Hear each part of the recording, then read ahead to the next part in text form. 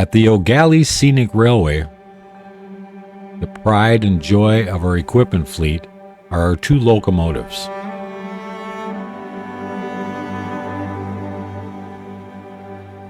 They were very difficult to find, and we consider ourselves lucky to be the caregivers of these great pieces of railroad history.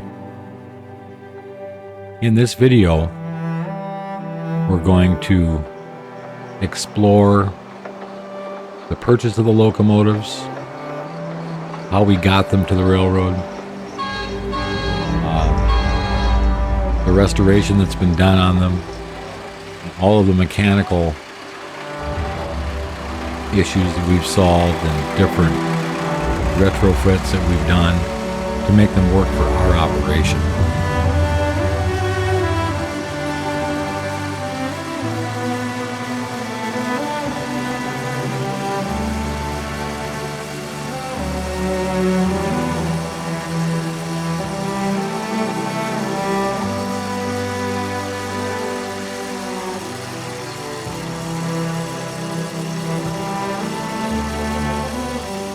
We use them for everything from our passenger trains to pulling our work trains. We've even used them to move trees on the site, so they get a lot of use. They're very, very neat little units, and today we're going to explore that a little bit.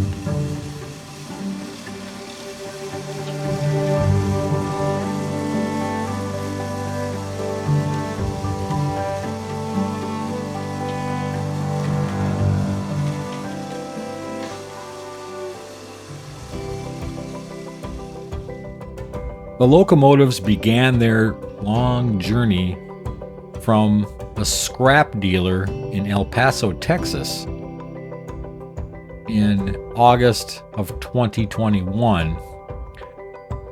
We just happened to cross the two of them for sale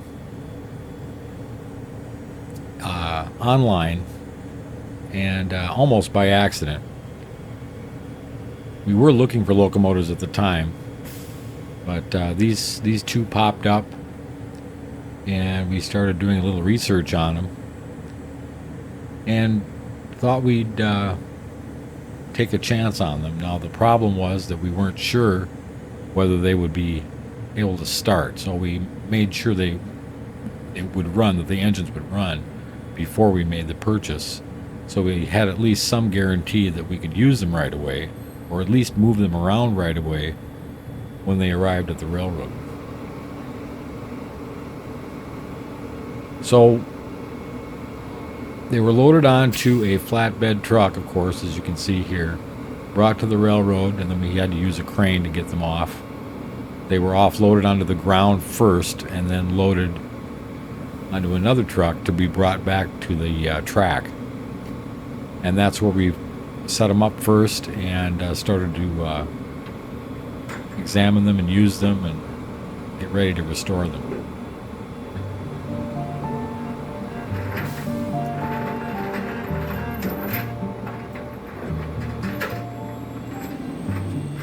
Our two locomotives were originally ordered by INCO, which is the International Nickel Corporation, one of Canada's largest producers of nickel.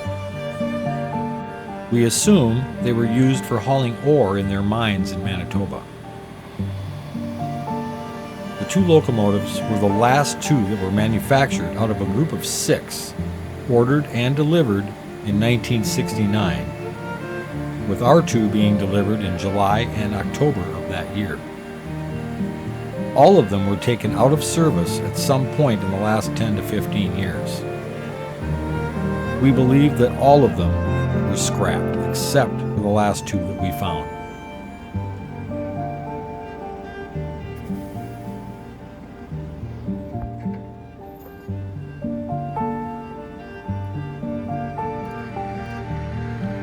So I'm here with Joe, our mechanic, and he's going to give a little insight on his first thoughts when he first came and took a look at our new locomotives and what he thought after that.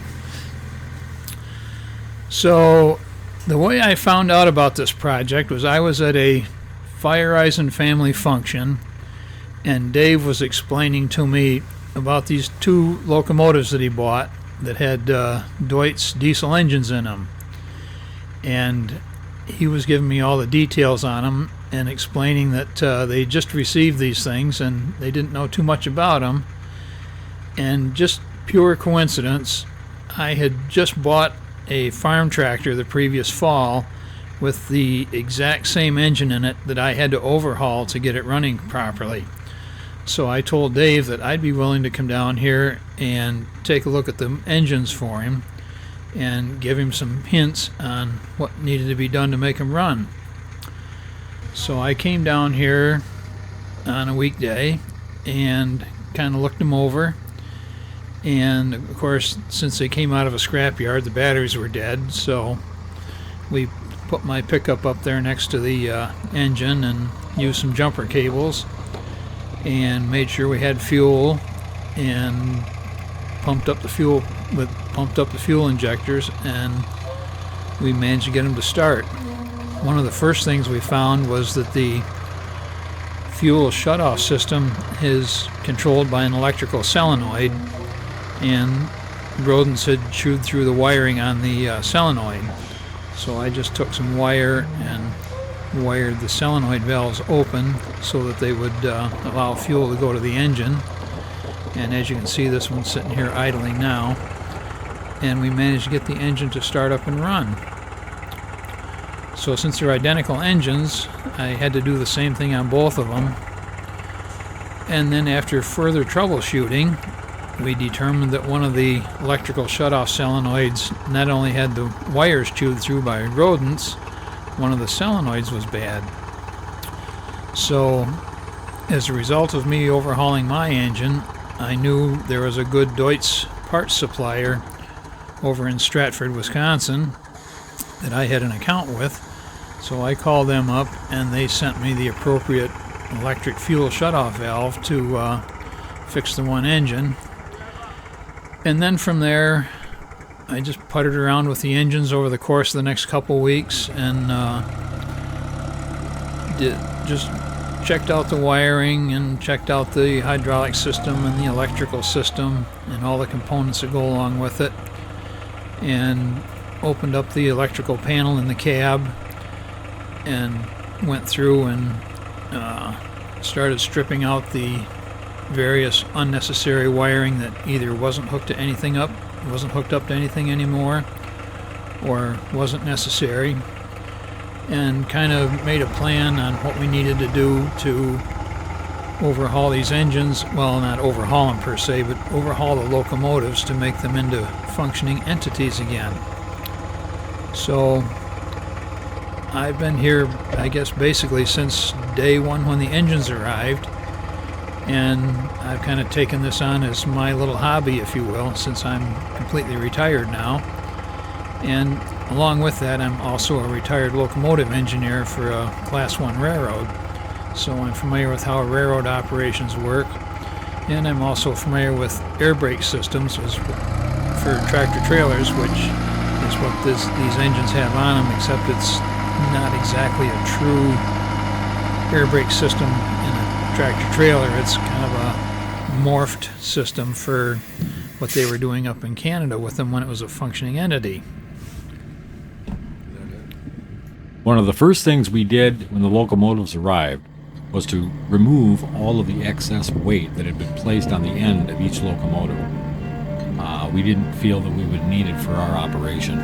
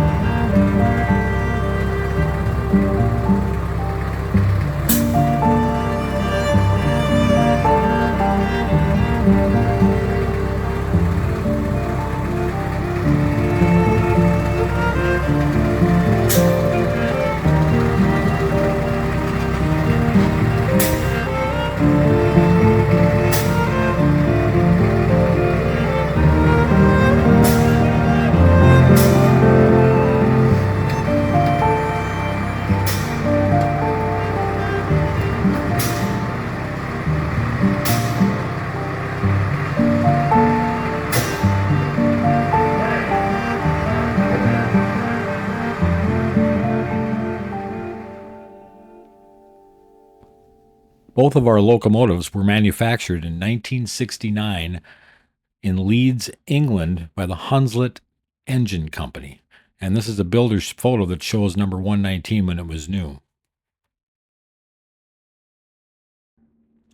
Hello, my name is Todd, and I'm the fabricator welder at the Eau Galle Railroad, and I'm going to go through some of the things that we did on the engine.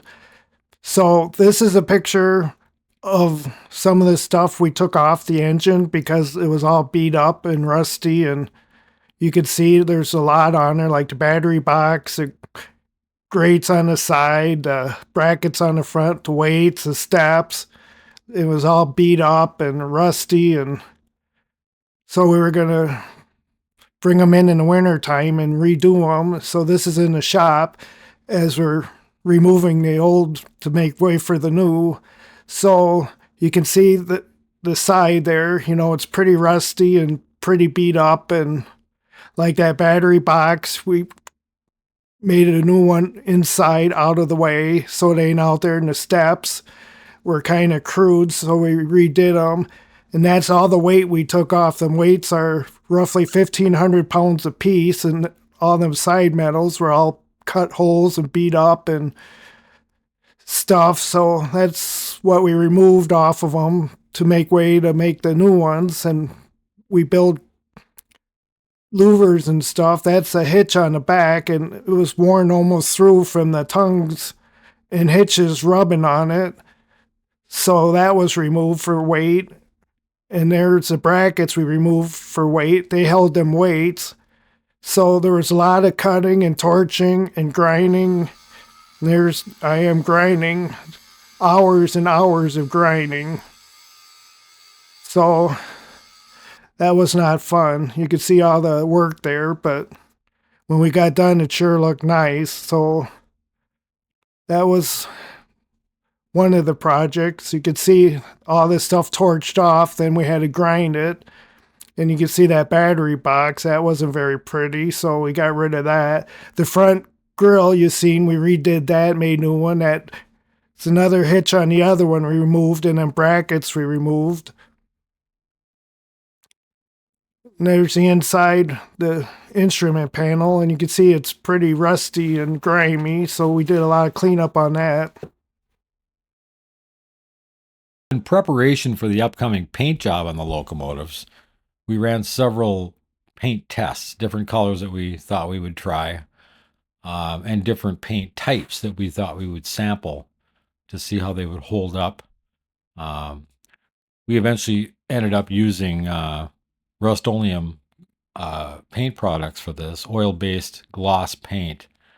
We started out with some duller colors that were more deeper maroon, and we ended up with a color that was readily available in a much lighter red.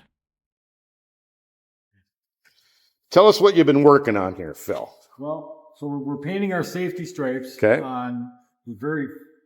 We're going to do 4 of them. Each locomotive will have it on each end. So this is our trial run.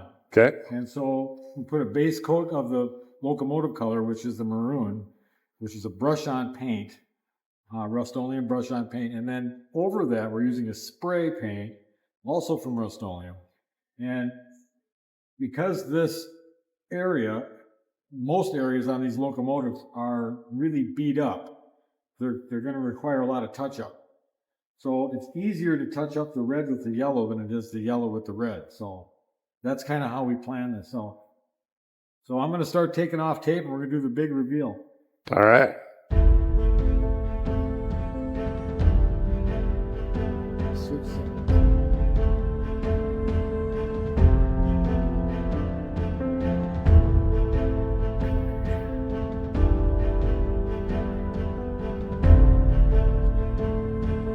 Here comes the first stripe. Here it comes.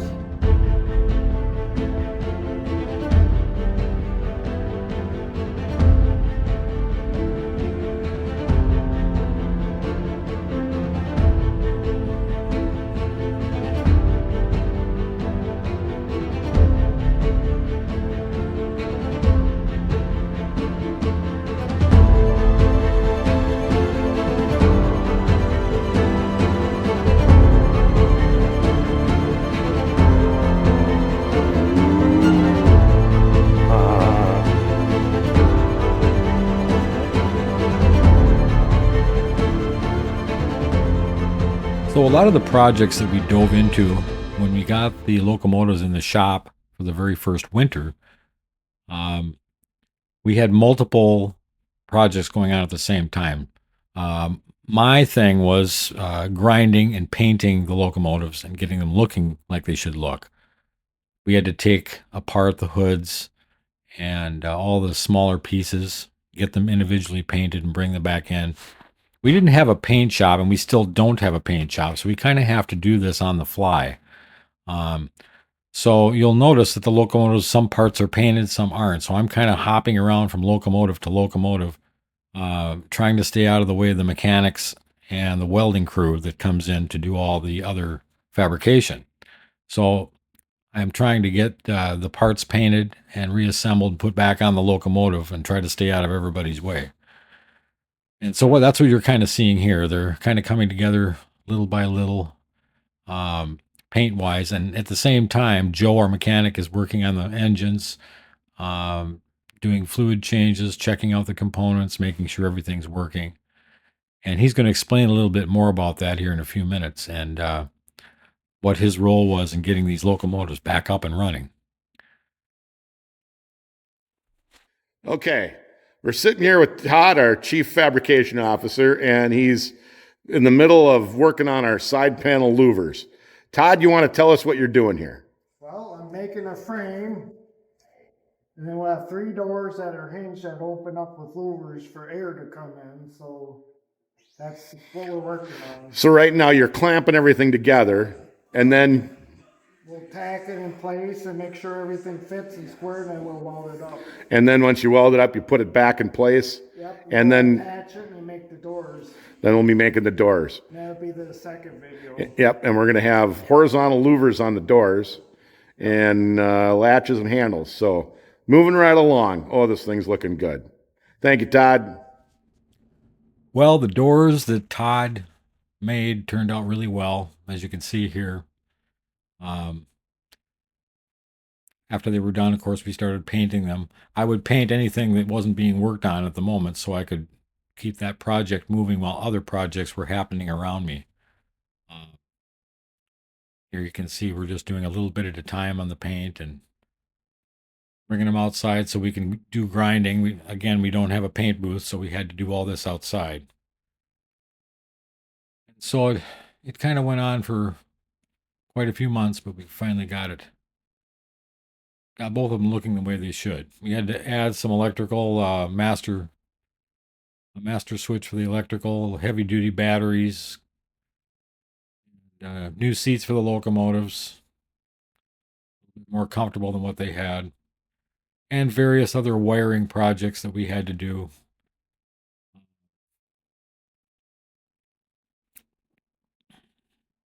And then lastly, we decided to put the names of Dave, the owner's grandmothers, on each of the locomotives. So we called one of them Matilda and one of them Rhoda. It's kind of a nod to his grandparents. As I mentioned before, we had to do a lot of correction on a lot of the wiring.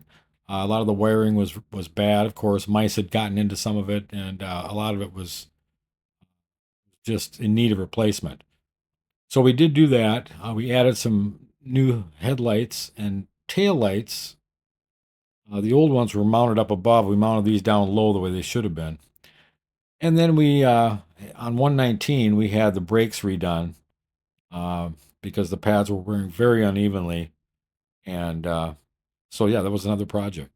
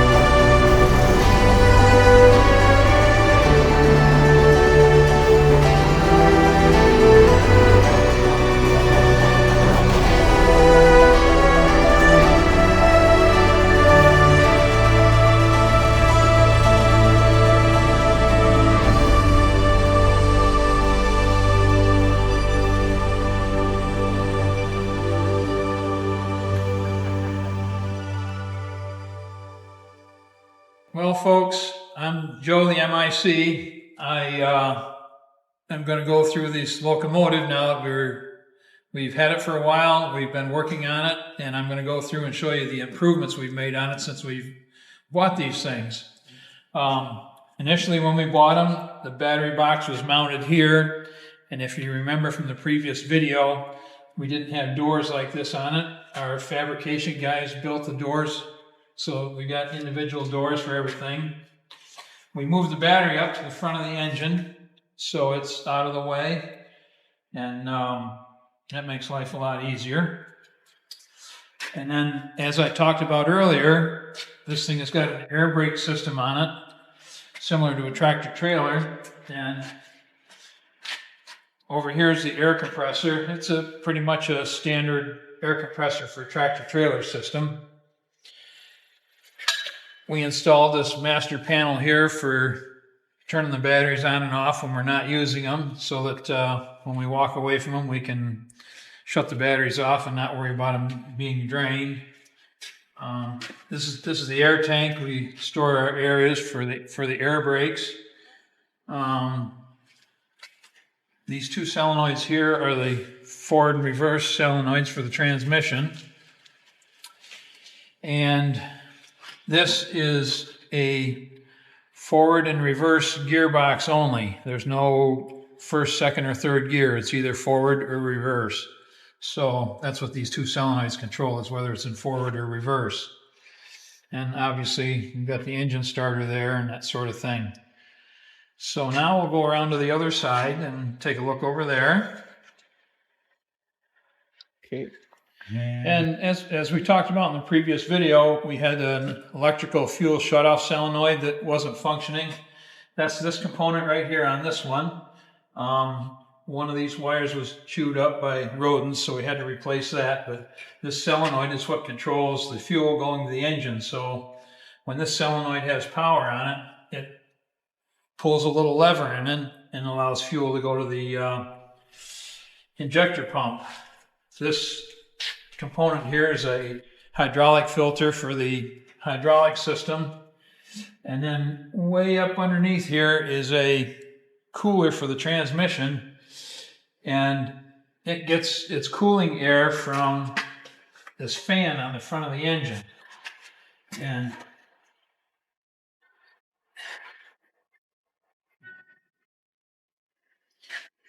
these engines are air-cooled like an aircraft engine. And the fan sits right here, and as long as the engine's running, that fan is running, and it blows cooling air over the cylinders, and then it also blows some of it across the oil cooler duct to cool the hydraulic system. And this is one of the control solenoids for the air brake system, and then this is the back side of the air brake chamber. All right, I'm in the cab now, obviously, so I'm going to go through the cab controls and kind of give you a little rundown on what's going on in here. This big tank here is our fuel tank. I don't have any idea how many gallons it holds, but that's what it is. This is the combination throttle and brake system. So when the handle is in this position to the right, and we have air applied, the brakes are fully applied on the engine. And then this neutral position, I can release the brakes and throttle the engine up, and for test purposes or whatever you want to do. If you don't want to go somewhere, you just want to run the engine up, this is what neutral is for. And then obviously, as the placard shows you, forward is up. You just pull the lever out and the engine will throttle up as you release the brakes. So it's a one stick operation. And then to stop, you just bring it back to neutral. Along with that, we have this dead man pedal that sits on the floor. And years ago, railroads experimented with a dead man pedal on the locomotives, and they found that the goal was to prevent the crews from falling asleep while they were operating the train. And they found it wasn't very effective because the crews would just put their toolbox on the pedal and the train would continue to function and they would still fall asleep. So that didn't last long, but it was an experiment done by the railroads to try and increase safety. It's a pretty basic control panel.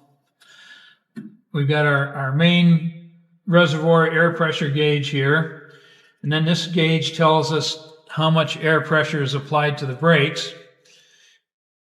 This is a standard tractor-trailer parking brake system, so there's nothing exciting about that. It is what it is. And then this is the ignition switch to start the engine. This particular model of engine has glow plugs on it for starting in cold weather. The engine that I own has a fuel fire system that puts fuel into the manifold and ignites it, and it sucks fire into the chamber to help it start in the wintertime. But this has got a glow plug system on it that works very good. And obviously you've got your starter button. We've got a light switch here, a horn. We're experimenting with this dead man enable switch. We've decided we're going to take that out. That's not going to be a functioning entity anymore because we found we don't need it. So, and then this gauge here is transmission oil temperature. So when we're running the engine and working it real hard on a hot summer day, we can tell what our oil temperature is in the transmission. And that's really about it. It's a pretty basic system. Like I say, one handle controls the throttle and the air brakes, and the dead man lets you go or stop. So anytime your foot is off the dead man, then the brakes are fully applied. So if you want to go anywhere, you got to put your foot on the dead man, and then you can select it forward or reverse and move the throttle, and you can travel. And this light here, it says broken belt on the front of the engine. The belt for the fan for the engine is belt driven. So if that belt breaks, we want to know it right away so we don't continue operating the engine without cooling air over the fins on the pistons. So we put that light in there to tell us if the belt breaks that we need to stop the engine and investigate something. So that's basically the layout on the engine. It's still a work in progress. We've got plans for populating this field with other gauges. We've got plans for rebuilding this whole control panel.